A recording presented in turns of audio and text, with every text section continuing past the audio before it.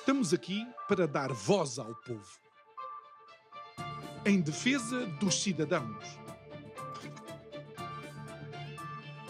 pela dignidade humana.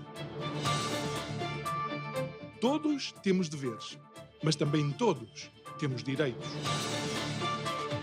Será que existe justiça? Isto é o povo a falar.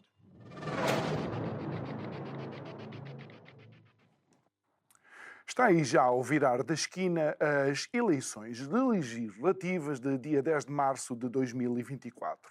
Eleições inusitadas? Não, inesperadas, porque existia uma maioria absoluta que caiu com absoluto estrondo. Bom, caminhando para essa data, o Isto é o Povo a Falar tem estado a receber partidos com e sem assento parlamentar, tentando discutir, conversar e entender alguns dos programas eleitorais. Hoje toca-nos receber a Iniciativa Liberal, que vem representada pela deputada Joana Cordeiro. Muito boa noite, Joana. Olá, João. Obrigado boa noite. Por estares aqui connosco e para já...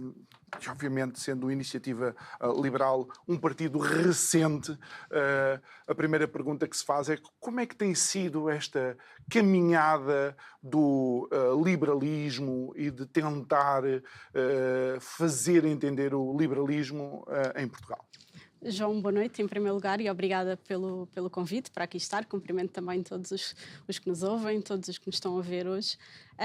Como é que tem sido? Tem sido uma aventura. É de facto muito gratificante.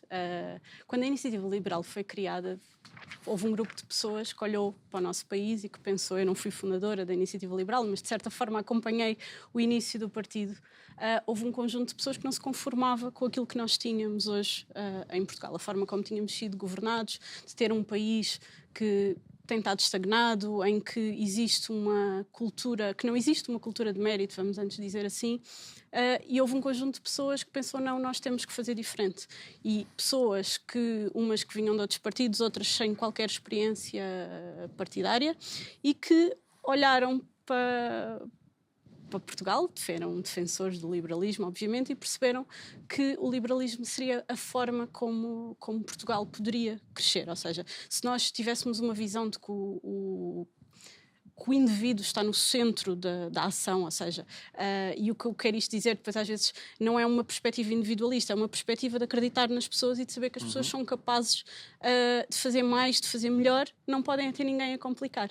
E aqui, e o que nós temos assistido, principalmente cá em Portugal, é que tudo está assente no Estado. Temos um Estado que é muito forte, que se mete em todos os aspectos da vida das pessoas e as pessoas acabam por não conseguir concretizar todo o seu potencial. Sendo que muito forte não é um elogio. Não, neste caso não. Até porque nós defendemos um Estado mais pequeno, mas tem que ser forte em alguns aspectos, nomeadamente na regulação. Por exemplo, agora... tem que deixar as pessoas seguir com a sua vida. Intromete em todas as áreas, exatamente. Intervém demasiado? Sim, exatamente. Claro que há áreas que o Estado tem que intervir, quer dizer, não está em causa, há funções de soberania que têm que ser asseguradas. De segurança, que não estamos à espera de contratar forças privadas, não é? Exatamente, termos uma... E obviamente temos um papel importante da parte do Estado Social. Agora, no caso das empresas e da economia, já temos muito mais dúvidas se é preciso a intromissão que existe do Estado, quer ao nível, e nós vamos abordar de certeza estes temas, ao nível da dificuldade nos licenciamentos, da burocracia, da elevada carga fiscal. Portanto, aqui temos sim um Estado demasiado pesado e que não deixa as pessoas e as empresas evoluir.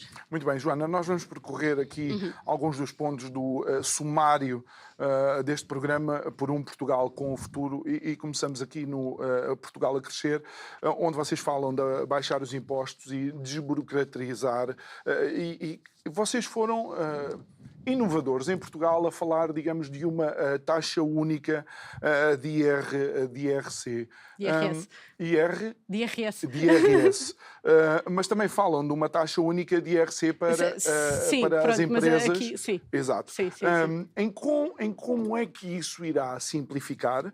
E, claro, mais uma vez, deixa-me lançar a questão daquilo que é também o mérito. Obviamente que quem mais produz também gostaria eventualmente de sentir um bocadinho mais de benefício. É exatamente por aí, João. Nós temos um sistema fiscal em Portugal que é muito complexo. E a proposta da taxa única aparece também nesse contexto. Mas para enquadrar, nós defendemos que as pessoas devem subir na vida pelo seu trabalho. Portanto, a tributação sobre os rendimentos do trabalho será uma tributação que tem que ser, eu diria, vamos pôr a coisa assim, que se calhar a mais justa de todas. Tem que haver aqui uma justiça e um equilíbrio grande, exatamente para as pessoas perceberem que quanto mais trabalharem, quanto mais ganharem, não vão ser, esse dinheiro não vai todo para o bolso do Estado. E é isso que nós temos hoje. Nós, muitas vezes, nós já demos o exemplo de isto não com as novas tabelas, mas isso foi aplicado em 2023, alguém que ganhasse 800 euros brutos e que tivesse um aumento para 900 euros brutos, a maior parte desse aumento ia para o Estado. Isto não pode continuar a acontecer. Uma pessoa que queira trabalhar mais, às vezes ter um segundo emprego, pagar... Às tantas, isto não há aqui um incentivo para se fazer isso, porque de facto... potencia a economia paralela. Sim, mas já nem... Pronto. E sim, e é exatamente isso. Não há um incentivo às pessoas, muitas vezes, de trabalhar mais, de querer fazer mais. Quantas histórias nós já ouvimos de pessoas que são aumentadas numa determinada altura, têm um aumento e por força das taxas de retenção, mesmo que isso seja compensado mais à frente, mas por força das taxas de retenção na fonte do IRS ficam a receber menos. Qual é o incentivo que uma pessoa tem para ter um aumento? E nós aqui, por exemplo, dentro daquilo que nós defendemos, há uma avaliação de desempenho. Uma pessoa tem um melhor desempenho no trabalho, tem direito a uma compensação, a um incentivo por esse melhor desempenho e depois esse aumento vai todo para o Estado. Nós não podemos continuar com esta filosofia. E a taxa única aparece não só por isso, para haver obviamente uma redução forte de impostos, mas principalmente para simplificar, porque nós... se perguntarmos, se calhar, à grande generalidade das pessoas, as pessoas não sabem calcular o IRS. E ainda bem que existe um simulador e que as contas são feitas, mas a verdade é que as pessoas não sabem calcular o IRS. Portanto, seria muito mais fácil que houvesse um valor, mesmo que tivesse deduções, benefícios fiscais e isso tudo, mas que depois era uma taxa. Implementar a literacia financeira com um grande travão por parte do PS e creio que o Bloco de Esquerda pois, também eu não sei o que é que interessa manter as pessoas menos informadas. Portanto, todas as pessoas deviam... mas, de qualquer das maneiras, com sistemas fiscais muito complicados, por muito informado que as pessoas estejam, se calhar nós os dois que somos pessoas informadas, se quisermos explicar as contas todas uma a uma... Olha que nos impostos não exatamente, sei. provavelmente não vamos conseguir, porque de facto é tudo muito complicado. Ainda que, e este tem sido o nosso trabalho, e na questão dos impostos e da carga fiscal e do trade-off entre os impostos que o Estado cobra e que depois os serviços que são dados às pessoas, nós temos feito este caminho, temos sido um dos partidos, ou eu, na minha opinião, o partido, mas pronto, vou deixar assim num espírito democrático, temos sido o partido que mais tem falado sobre isto, não só disto, mas relativamente aos impostos temos posto um foco neste equilíbrio entre aquilo que o Estado cobra, aquilo que é justo para, neste caso no IRS, para tributar o trabalho. Se cobrassem muito e os serviços públicos fossem de qualidade, não é? Há Exato, uma decalagem muito grande. Faltava aqui aquela pergunta, e o que é que não funciona, não é? Portanto... Estás a dizer mais? Não, mas é exatamente isso, porque entendo. depois às vezes compara-se com vários países, principalmente os países nórdicos, que têm cargas fiscais e esforços fiscais, taxas de esforço fiscal muito maiores. Sim, mas os serviços públicos funcionam e aqui nós não temos serviços públicos que estejam a funcionar. Olha, deixa-me colocar aqui uma questão também, ainda dentro da taxa única de IRC que vocês propõem 12% para as empresas, exceto as grandes multinacionais, sim, em que há os 15... europeia. Exato, Sim. a diretiva europeia. E, mais uma vez, a importância disto por causa de algo que eu recordo de conversar uma vez com o Carlos Guimarães Pinto, ainda antes de vocês me roubarem como convidado e passar a ser deputado da Iniciativa Liberal, que tem a ver com a escala. Muitas empresas em Portugal não querem escalar, não querem aumentar a escala porque, de facto, na realidade acabam por ter menos rendimentos. E Portugal necessitava, como um pão para a boca, que as nossas empresas não fossem pequenas e médias, mas Claro. fossem realmente grandes. Achas que este é uma das propostas que pode tornar Sim. essa escala possível? Sim, o objetivo dessa redução da taxa de IRC tem a ver com a atração de empresas, não é? E porque nós temos uma taxa máxima de IRC neste momento de 31,5%.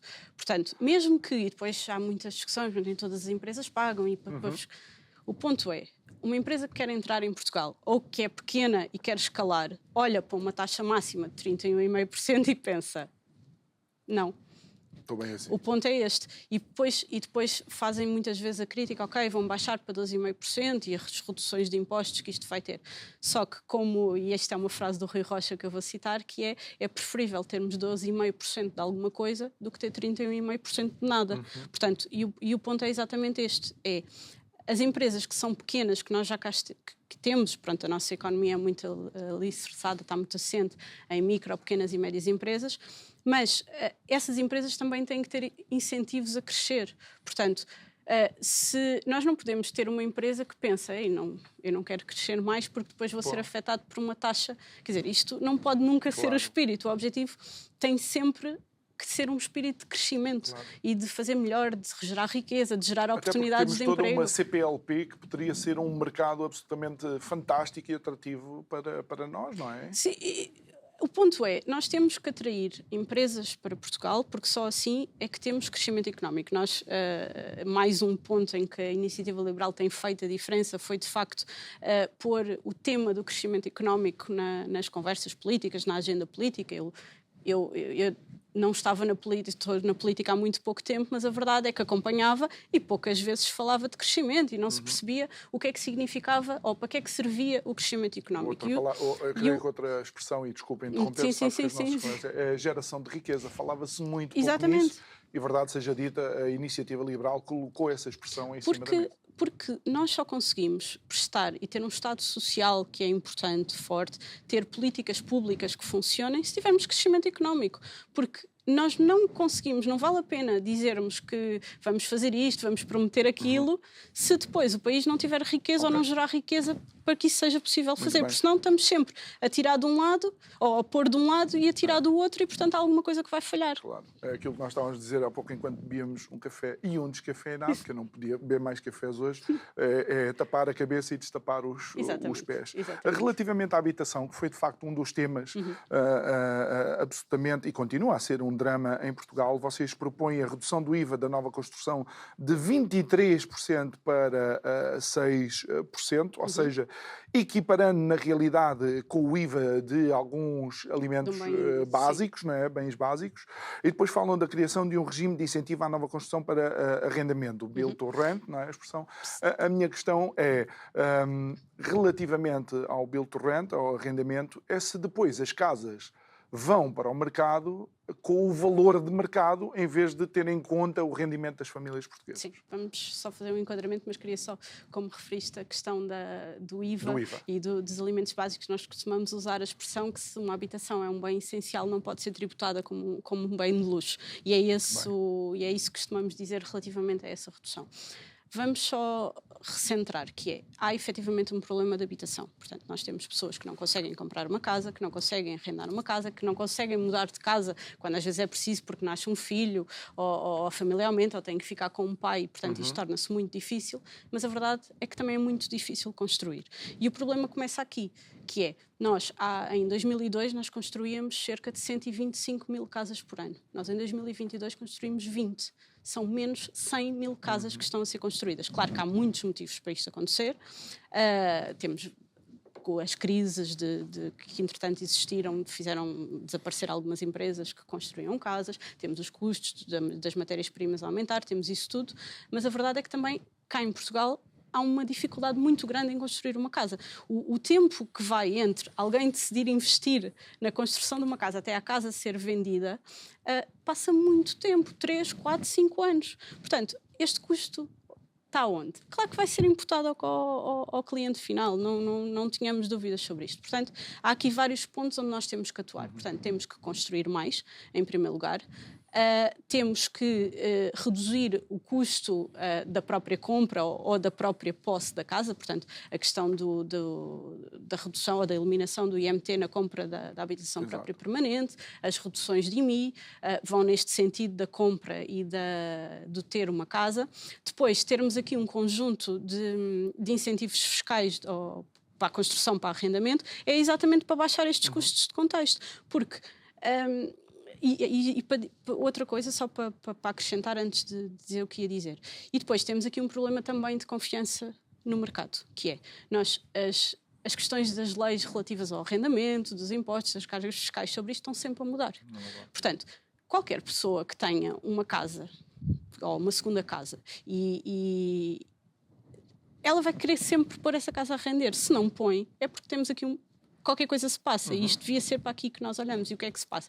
Passa-se uma elevada carga fiscal e passa-se uma justiça que depois não resolve quando há algum problema e que não funciona da devida forma. Portanto, ninguém tem não há qualquer... Eu acho que isto é... Eu às vezes até, quando estas discussões chegam, ninguém tem uma segunda casa para estar fechada. Ninguém... Senão... As pessoas têm todos os incentivos em querer fazer dinheiro, vamos pôr assim, com aquela casa. Se não as põem no mercado, não é obrigando as pessoas a pôr as casas no mercado, é arranjar os incentivos certos para que essas casas vão para o mercado.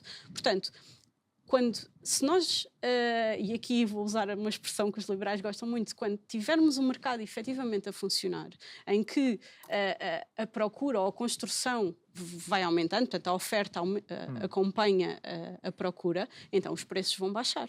Mas portanto, ainda assim... Portanto, há todo, só para terminar... Sim, porque eu não me esqueço das minhas perguntas. Eu há sou simpático, custos, mas não me esqueço das perguntas que eu depois quero responder. Não, e era por Tá isso, bem? ou seja, quando nós reduzimos os custos de contexto... os Joana, preços vão baixar. ok. Sabes o que é que está a acontecer em Lisboa? A Câmara Municipal de Lisboa, através da vereadora Filipa Roseta, creio eu, colocou um determinado terreno camarário, um contrato por 90 anos de utilização para uma questão de build to rent. Ok? Creio que isso está a ser feito. Mas parece que depois o preço das casas, o de aluguer, vai ser colocado ao preço de mercado. Quando, na realidade, o que existe é uma dificuldade de encontrar casas para os rendimentos atuais das famílias. A minha questão é, vamos deixar que o mercado resolva ou vamos, de facto, ter uma perspectiva de que, os portugueses ainda não têm rendimentos para acompanhar aquilo que alguns estrangeiros vêm cá fazer, precisamos de lhes dar casa. Sim, João, não há soluções mágicas para resolver este problema da habitação. E as soluções demoram, não é? Quando nós dizemos que é preciso voltar a construir, nós, por exemplo, temos como um dos compromissos para a legislatura de construir cerca de 250 mil novas habitações, portanto, cerca de 50 mil por ano, é exatamente para baixar estes custos. Nós não construímos casas, portanto, se a oferta de casas não aumentar, os preços não vão baixar. Nós, portanto, reduzindo custos de contexto, aumentando a construção, e no caso do Estado, né, nos vários exemplos, há aqui todo um conjunto que também, por exemplo, nós temos falado muito da questão dos devolutos do Estado e da quantidade de imóveis que o Estado tem, que nem sequer sabe quantos tem e que podiam aproveitar aqui os fundos do PRR, pô-los, construí-los. Mais? Sim, e aqui sim. Mais eles e levam. aqui Aí é isso, valia a pena, mas aqui, se calhar. e aqui sim, aproveitar esses fundos para tentar...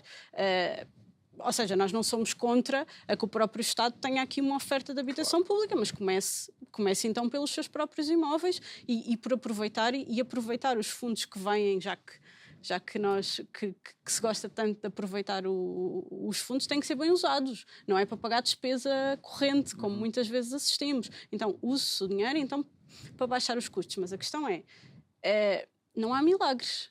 Portanto, ou nós começamos a ter uma justiça que funcione, custos de contexto mais baixos, aumentar o número de casas que estão a ser construídas, ou então Muito bem. isto não vai funcionar de outra Transportes forma. e mobilidade, e obviamente o TGV também é uma questão que tem estado em cima da mesa. Eu sei que há um plano ferroviário da Iniciativa Liberal, mais uma vez...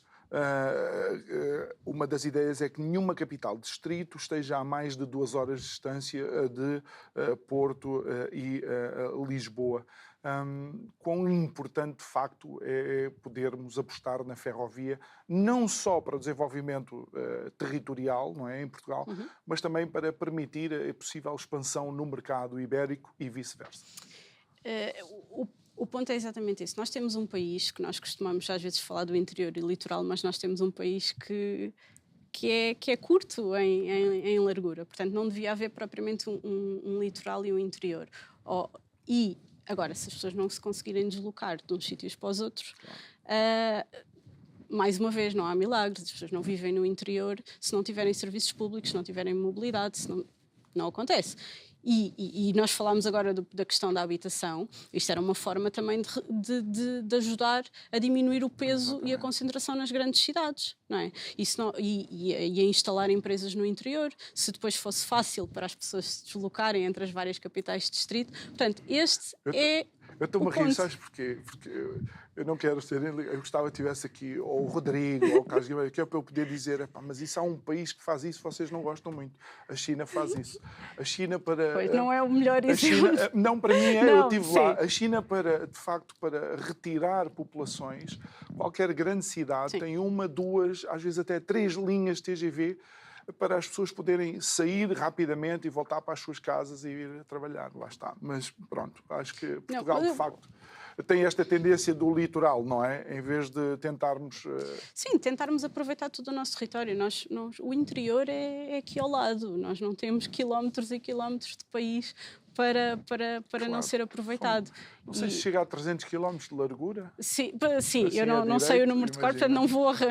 tenho um número na cabeça, mas não quer dizer que é para depois não ser acusada. Não sei se chega a 600 de comprimento ou a 300 de largura. Mas é isso. E a questão da proposta tem a ver com isso. Muito bem. A reforma laboral. Vamos falar de algo que, por acaso, quando estávamos ali fora, conversámos, que achei bastante interessante, que é evoluir para um modelo setorial de negociação do salário mínimo, em vez de uma imposição estatal igual para todas as atividades. Porquê esta proposta?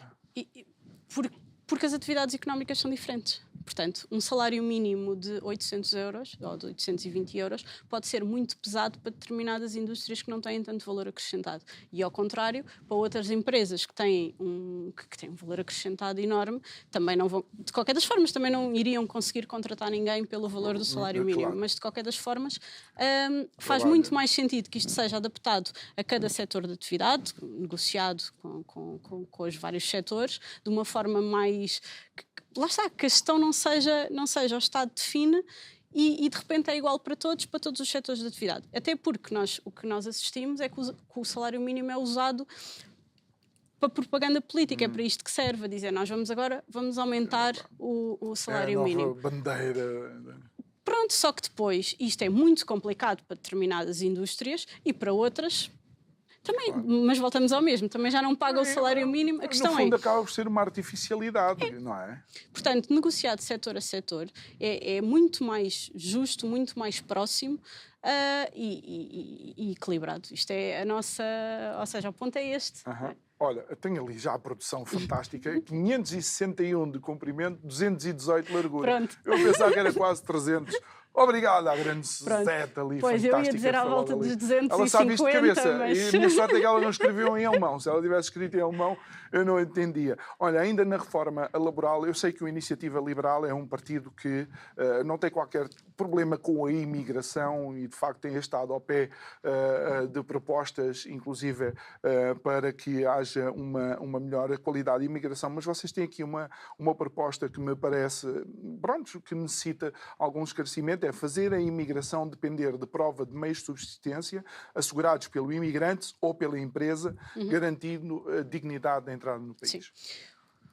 Então, nós, como já disseste, somos perfeitamente a favor que todas as pessoas que queiram encontrar melhores oportunidades de vida, que venham, mas as pessoas têm que vir com todas as condições. E o que está a acontecer é que quando...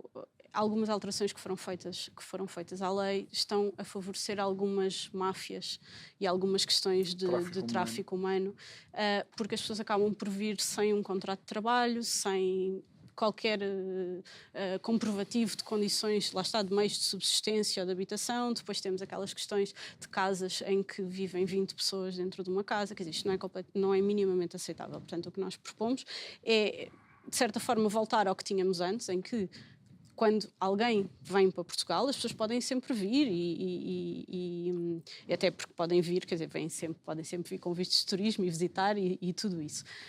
Quando vêm para emigrar, que venham com com um comprovativo, ou que já têm um trabalho assegurado, portanto esses meios são dados ou pela empresa ou pelo próprio, porque é mais seguro para todos, não é? Para nós, eu acho que, enquanto país, nós temos que receber todas as pessoas que vêm, porque é isto, às vezes, quando ouvimos alguns discursos, as pessoas quando imigram, quando deixam o seu país, e nós somos um país de imigrantes, sempre fomos um país de pessoas que saíram à procura de melhores oportunidades na vida, não é uma decisão fácil deixar o país, não é? E eu já nem estou a falar das pessoas que fogem dos países por causa de guerras e de outras coisas. Falar uma pessoa que toma uma decisão de eu vou à procura de uma vida melhor.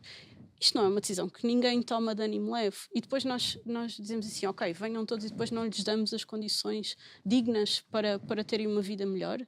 Então, para isso, de que é que serviu fazerem centenas de quilómetros ou milhares de quilómetros para virem para Portugal? Portanto, é isso que essa proposta quer dizer, é que temos que acolher todos os que quiserem vir, mas com condições. Já vir com, digamos, uma Exatamente. garantia mínima Exatamente. de que estão salvaguardados. Exatamente. Vamos agora dedicar algum tempo a uma área em que te sentes mais à vontade, e sei que é uma área que te é muito querida, que é a saúde. E vocês falam num novo sistema de saúde que integre os setores público, privado e social. Eu creio que tu já estarias no Parlamento quando se assistiu à devolução, por assim dizer, de determinados hospitais. Ainda não estavas à gestão, mas tiveste conhecimento daquilo que foi a diferença de serviços entre uma coisa e outra. Qual é a leitura que tu fazes e qual é a proposta que a Iniciativa Liberal tem nesta trigonometria, por assim dizer, público, privado e social? Sim. Dizer então, a Iniciativa Liberal tem uma visão para a saúde que de facto faz uma integração dos vários setores, ou seja, em que nós temos que garantir um verdadeiro acesso universal a cuidados de saúde, de qualidade, atempados, para todas as pessoas, e temos que tirar da discussão, na nossa opinião, obviamente, a Iniciativa Liberal, temos que tirar da discussão quem é que presta o serviço, porque para uma pessoa que precisa de uma consulta, é indiferente, se vai ser indiferente no sentido de a pessoa quer ser tratada, portanto, se o hospital é público, quem é o dono do hospital não interessa para o tratamento propriamente dito. Portanto, é esta a nossa visão, porque de facto aquilo que nós temos hoje, por muito que às vezes se queira esconder, é que quem tem uma alternativa e precisa de uma consulta de uma forma mais rápida, consegue marcar numa clínica, num hospital privado, o setor social. Quem não tem essa alternativa fica sujeito às várias listas de espera que nós temos hoje no Serviço Nacional de Saúde. Portanto, a nossa visão é de uma integração, portanto, em que todos os setores trabalhem de uma forma que colaborem uns com os outros, ou seja, mas aqui, porque nós assistimos muito à discussão da complementaridade e que só se usa o setor privado quando o setor público já não responde. Esta não é a nossa visão. A nossa visão é que as pessoas devem ser livres de escolher por quem querem ser tratados, de que forma querem ser tratados, onde é que querem ser tratados, e é este o acesso que o Estado deve dar. O exemplo que deste das parcerias público-privadas mostra que a discussão sobre a saúde está muito enviesada, ou há aqui uma lógica muito ideológica daquilo que deve ser a prestação dos cuidados de saúde, que os partidos mais à esquerda normalmente acham que a saúde é prestada pelo Estado. Não tem que ser. Os serviços públicos não deixam de ser públicos quando são prestados por privados. Tem que haver contratualizações, acordos que façam que esses serviços existam. E as PPPs na saúde são um bom exemplo. Nós tínhamos 4 hospitais que funcionavam muito bem. O Hospital de Braga, isto para explicar que os hospitais, portanto, tínhamos Cascais, Loures, Vila Franca de Xira e Braga. E, por exemplo, o Hospital de Braga foi várias vezes considerado o melhor hospital do país. Portanto, nós tínhamos o Tribunal de Contas a dizer que eram hospitais que estavam perfeitamente integrados no SNS, que tinham melhores índices de satisfação aos utentes, que no caso da UTAP, que é a avaliação do Estado que fez uma avaliação e uma estimativa que havia uma poupança na ordem dos 200 milhões de euros destas PPPs, recomendava a sua continuação. E o que é que o Estado e o Governo fez, ou que o Partido Socialista decidiu um bocado aqui por ter que agradar ao Bloco de Esquerda e ao PCP, porque foi na altura da geringonça, foi acabar com isto. E aquilo a que assistimos nestes 3 hospitais foi uma degradação imediata do serviço aos utentes. Qualquer pergunta que se faça a qualquer pessoa que usasse este hospital, não há uma pessoa que diga que está melhor agora. Quer dizer, há sempre uma, às vezes, Deixa-me tentar esclarecer as pessoas, porque as pessoas vão ao hospital, se calhar vêm na recepção as mesmas pessoas, são os mesmos médicos, os mesmos enfermeiros, se calhar 99,9% do pessoal com quem os utentes dão são as mesmas pessoas.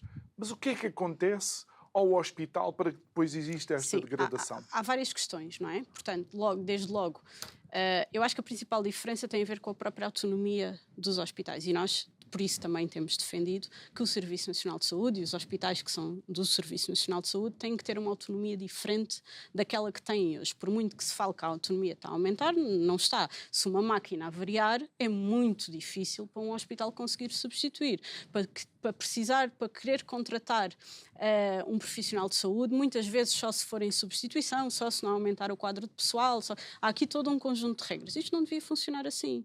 Os hospitais são, se nós olharmos para um hospital, por exemplo, de Santa Maria, um hospital de São João, têm orçamentos de milhões.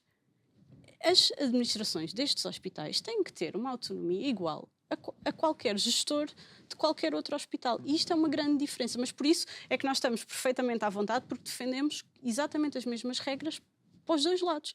Portanto, os hospitais do Serviço Nacional de Saúde devem sim ter mais autonomia, portanto, funcionar como qualquer outra empresa, ter um orçamento aprovado, gerir esse orçamento em função das necessidades. Não podemos ter, por exemplo, o Ministério das Finanças, cada vez que é preciso equilibrar as contas do Orçamento de Estado, então lá vem uma cativação para a saúde, por muito que novamente, que depois não, na saúde não existe, claro que existe, os orçamentos não são executados. Portanto, é sempre aqui a forma como é usado para equilibrar as contas. Portanto, o meu ponto é, se nós dermos exatamente as mesmas autonomias aos hospitais públicos, isso já seria um ponto aqui positivo.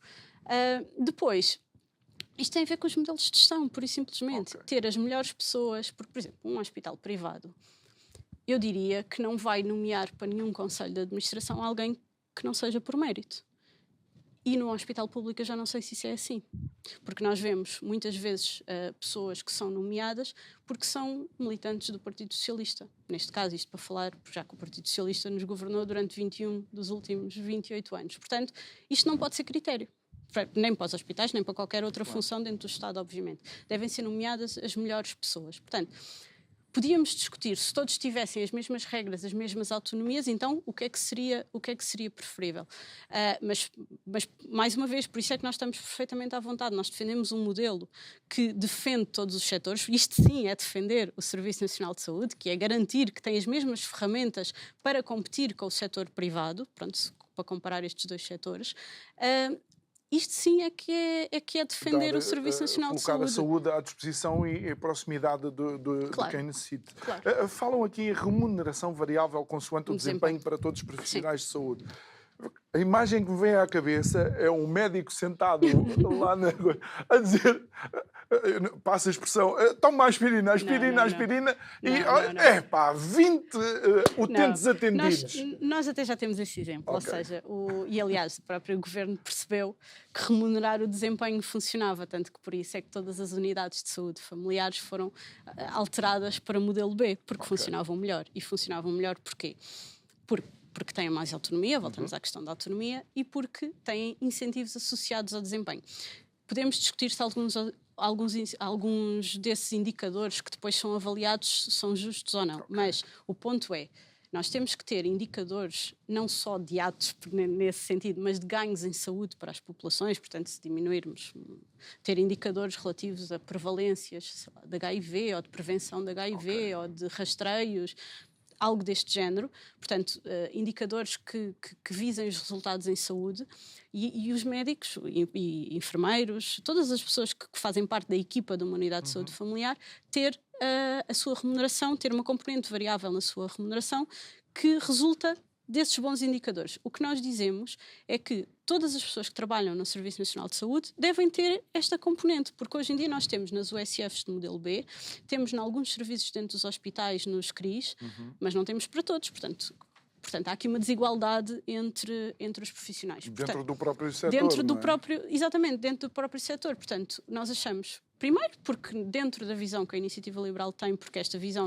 não é só para os profissionais de saúde, aqui está dentro da área da saúde, mas ela vai estar replicada em outras áreas do programa, que é uma visão dos trabalhadores do Estado terem avaliações de desempenho e serem premiados com base nos melhores desempenhos. Portanto, a visão é essa. E no caso dos profissionais de saúde, hoje em dia os profissionais de saúde que trabalham nas USFs de modelo B já têm isso. Portanto, é generalizar para que também não exista este tipo de desigualdades dentro do próprio Joana, ainda antes de Serviço Nacional mudarmos de de tema dentro deste Por um Portugal com Futuro da Iniciativa Liberal, se há algo que a história criou e tem sido sedimentado na relação doente e médico, é a privacidade dos seus dados. No entanto, diz-me que eu não tenho que me preocupar com a criação de um registro de saúde eletrónico universal. Nada.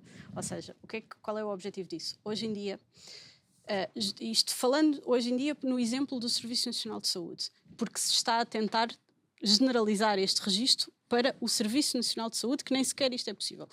Se tu fores a um hospital ou se estás a ser seguido no teu médico de família aqui, faz um exame numa clínica daquelas que são contratualizadas, um meio complementar diagnóstico. Se precisares de ir a um hospital no Porto porque estás lá, ninguém vai conseguir aceder a esse teu exame. Okay. Portanto, o objetivo de uma forma simples é este. É haver um registro que tem todas as interações da pessoa com o sistema de saúde, até porque, mas por tem exemplo... que haver garantia de total privacidade. Deixa-me só também para explicar. Por exemplo, uma pessoa que depois vai a um hospital privado. O hospital privado não tem acesso... Pronto. Ou se for hoje a um hospital privado, o médico de família não vai conseguir aceder aos exames que são feitos. E provavelmente o que é que vai acontecer? Vai pedir novos exames se precisar de ver alguma coisa. Quer dizer, isto é um desperdício. É uma redundância. É uma redundância completamente desnecessária, atrasa muitas vezes os diagnósticos e tem custos acrescidos. Agora, existe um Regulamento Geral de Proteção de Dados. Obviamente o Estado tem que garantir que existe... Porque os dados são da pessoa, portanto a pessoa tem sempre o poder de ceder ou revogar acessos a quem ela... É que não é o só ser da pessoa, e eu sei que é uma área que te é querida. Os dados são daquela pessoa e exclusivamente dos médicos que interagem com ela. Portanto, mas por isso é que a pessoa tem o poder de revogar o acesso. Ou seja, mas isso já se passa hoje em dia em qualquer empresa. As empresas tiveram todas que se adaptar e principalmente se formos, por exemplo, no caso dos bancos e das seguradoras, que também têm acesso, e no caso, por exemplo, dos seguros de saúde, acessos a dados de saúde, e isto foi implementado pelas empresas privadas e isto é super regulado. Portanto, é exigir aquilo que é exigido às empresas privadas, é exigir ao Estado da mesma forma. Portanto, sinceramente, eu não acho que haja um risco, porque as regras são para cumprir e, quer dizer, não há motivo nenhum para haver algum risco a partir do momento em que a pessoa pode sempre ceder a autorização ou revogar essa autorização. Joana, vocês colocam a educação e depois mais elevador social. Vocês consideram que a educação é, digamos, a grande alavanca para o elevador social? Falam sobre contratar e remunerar professores aposentados, portanto, para mitigar esta falta de professores, reestruturar a carreira docente e também, obviamente, torná-la mais atrativa. Como é que isso pode ser feito? Enquadrar. Nós hoje temos cerca de 20% das crianças em risco de pobreza e exclusão social. E os indicadores mostram que essas crianças que vêm de meios mais favorecidos podem demorar até 5 gerações a melhorar a sua condição social. Isto não é aceitável. Ou seja, nós já tivemos momentos na história do nosso país em que uma pessoa melhorava a sua educação, tirava um curso superior e tinha uma vida melhor. Isto hoje em dia está-se a perder. Esta noção de que se a pessoa estudar mais, por tudo o que também já falámos entretanto, da capacidade do país de gerar riqueza e oportunidades de emprego, tudo isso. Mas a educação, como é que eu vou dizer? É o pilar fundamental do desenvolvimento e numa sociedade para ser livre, democrática, tem que ter pessoas instruídas. Ou seja, quanto mais... Há bocado falámos da literacia financeira, portanto, as pessoas têm que estar informadas, portanto, pessoas informadas são mais exigentes. E a educação está a falhar nisto. Quando nós temos sistematicamente, todos os anos a começar, nós temos milhares de alunos todos os anos que começam as aulas sem professores, temos uma visão que sabemos que vai... Alguns agora ainda sem professor. Alguns agora. Eu visitei uma escola em Setúbal, a Escola Secundária Sebastião da Grama, e visitei em dezembro. Portanto, havia várias turmas que não tinham professores nessa altura. Tinha um edifício onde chovia lá dentro. Portanto, uma escola que, para dizer que foi reabilitada há 12 anos pelo Parque Escolar. Portanto, era um edifício novo. Bom, novo, quer dizer, tem 12 anos. Bom, o edifício é novo. E que chove lá dentro. Portanto, o bar fica com 10 centímetros de altura cada vez que chove, de água. Portanto, e fica inutilizado. Portanto, se isto não é falhar às nossas crianças, eu não sei o que é. Depois, o que é que nós temos assistido também?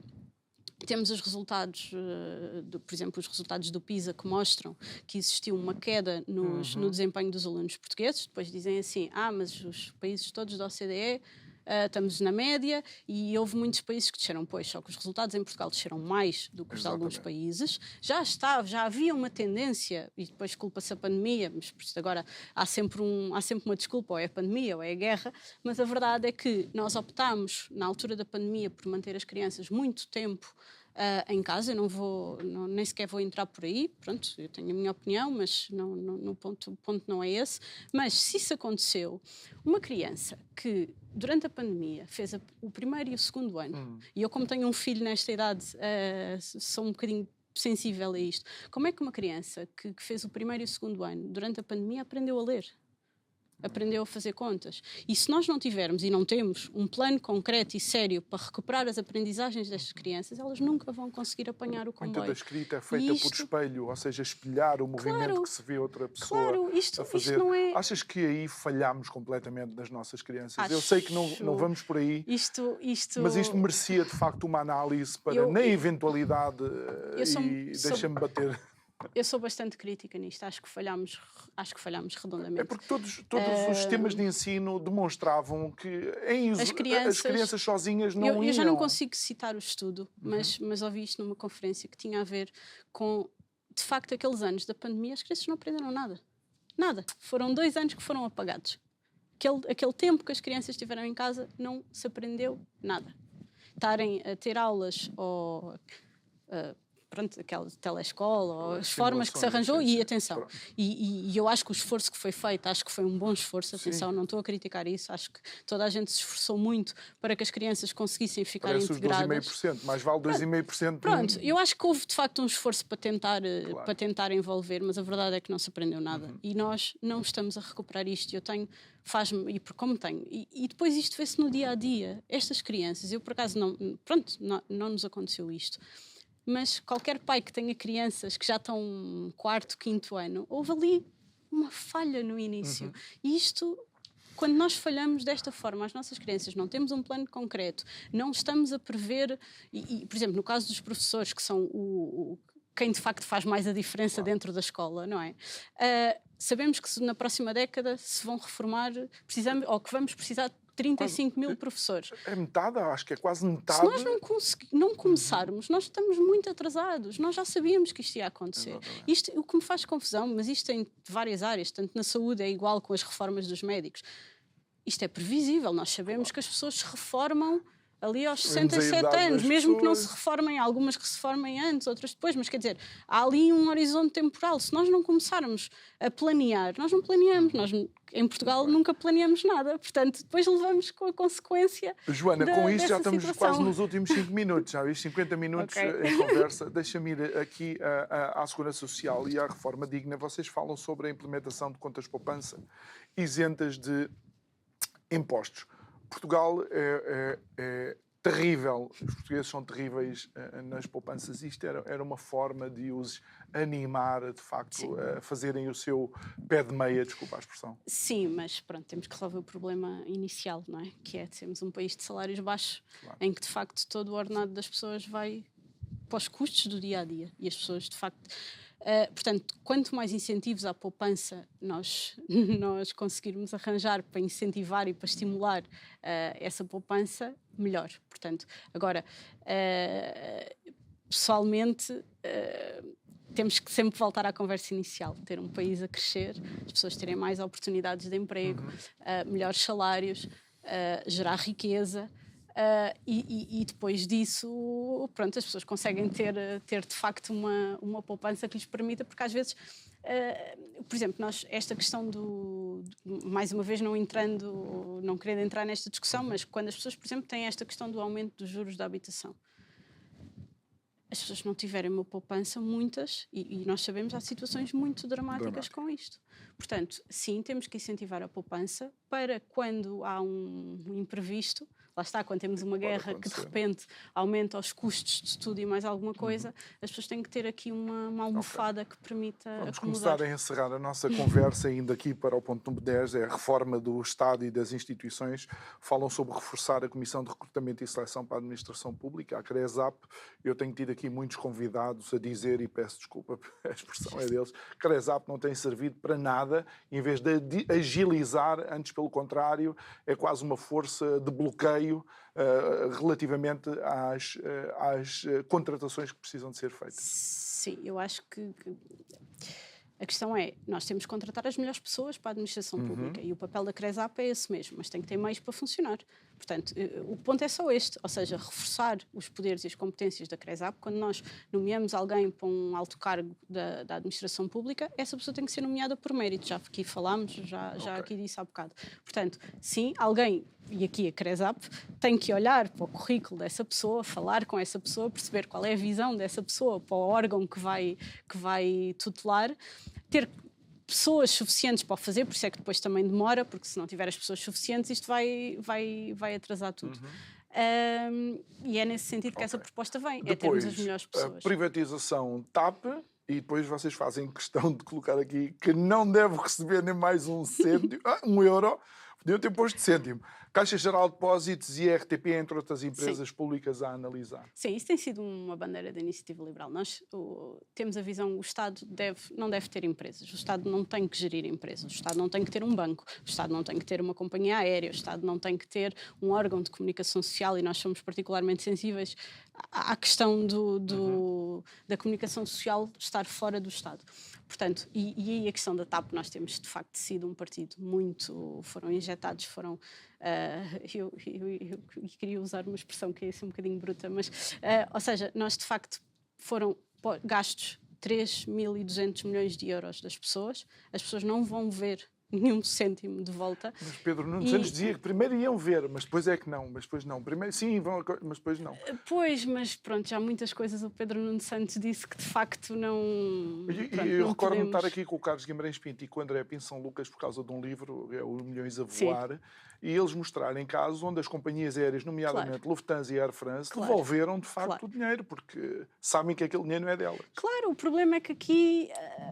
foi todo um conjunto de atrapalhadas que foram feitas na TAP. Nós temos sido muito focais por isso, portanto, o que nós defendemos neste momento é que se venda a TAP com o maior lucro possível e que esse dinheiro, que quando ninguém perguntou aos portugueses se queriam investir, vou pôr assim, dinheiro na TAP. E agora, já que o dinheiro foi investido, então que recebam o dinheiro de volta. E a redução do número de ministérios, não tem receio que depois o Estado fique sobrecarregado? Não, ou seja, por exemplo, nós assistimos à divisão, por exemplo, vou dar este exemplo porque é fácil de todos perceberem. Houve uma divisão do Ministério das Infraestruturas e da Habitação.